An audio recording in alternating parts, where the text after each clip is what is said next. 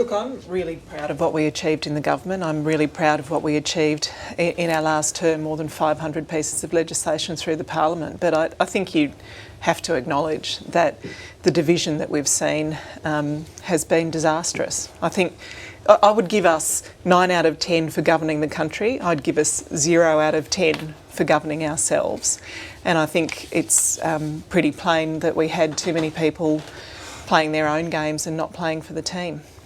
Playing their own games suggests you're talking about the Prime Minister, Kevin Rudd, or the previous Prime Minister, currently Labor leader Kevin Rudd. I mean, the suggestion is that he was playing his own game for 3 years after losing. I'm not pointing fingers at anyone. The leadership. Yeah, no, I'm not pointing fingers at anyone. I don't think recrimination in public or in private will help us rebuild the Labor Party at all, and I think it's very important that we remain in the game because, look, I've lost a lot of good colleagues tonight, I think, but I don't feel sorry for myself, I don't feel sorry for them.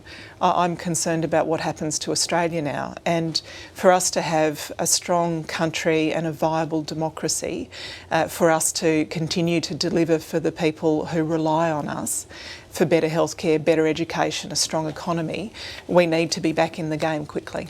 Well, I've got to ask you the obvious question. Was it worth it, in retrospect, the pain of dumping Australia's first female Prime Minister for the illusion that Kevin Rudd might in fact win you the election or put you in a stronger position? Yeah, like I said, I'm not going to go over that stuff. It's pretty important stuff. I mean, you'll all be talking about it behind the scenes, behind closed doors. Yeah. Why not talk about it to the public on this of all nights? Well, I think that the clear takeout from this defeat is that disunity is death, that we were not disciplined enough, and that, I think we would have won the 2007 election with Kim Beazley. I think that when we go into an election campaign, we need to be focused on every member of parliament, every member of the House of Reps, every senator, every candidate, and every party member pulling together because we've got something that we need to deliver for the people who rely on us. I'm just going to press you one more time on that before I hear from Mitch on this. But if Labor wins just over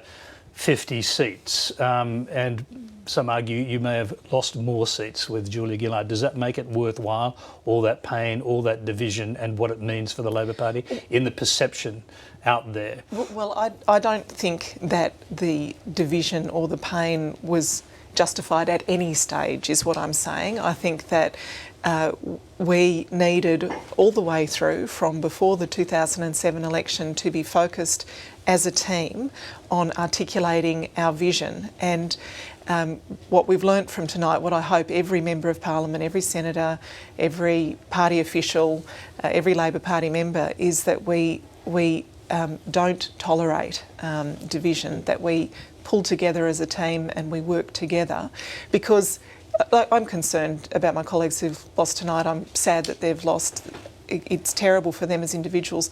I am so much more concerned about the people who are going to miss out in a country that's led by Tony Abbott as Prime Minister. I am so focused on what they're going to miss in education, in healthcare, and economically as well. I'll go to Mitch Fifield on this. Well, looking at it from your point of view, the victor looking at the vanquished, what's your perspective?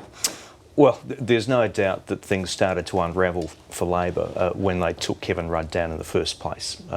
It's very different, a change of leadership in government as opposed to opposition. The Australian public have a sense of ownership of a Prime Minister. They feel they've put a Prime Minister there. They don't have that same sense of ownership with opposition leaders. They know that that's a position which has been appointed by the party.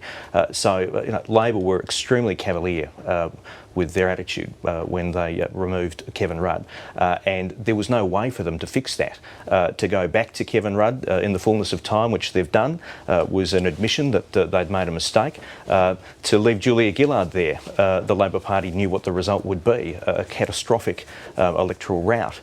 So it was very hard for Labor to come back from that position in the first place of removing Kevin Rudd. I appreciate that Tanya, on a night like this, is playing very much the team game, but the blood will start to flow come 9 o'clock tomorrow when members of the Labor caucus, those who survive, start to say what they really think. And you can't say that we're a good government apart from the fact that we were completely introspective and self-absorbed for the last 4 years. You can't say that because you can't con the people. They know when you're focused on yourselves.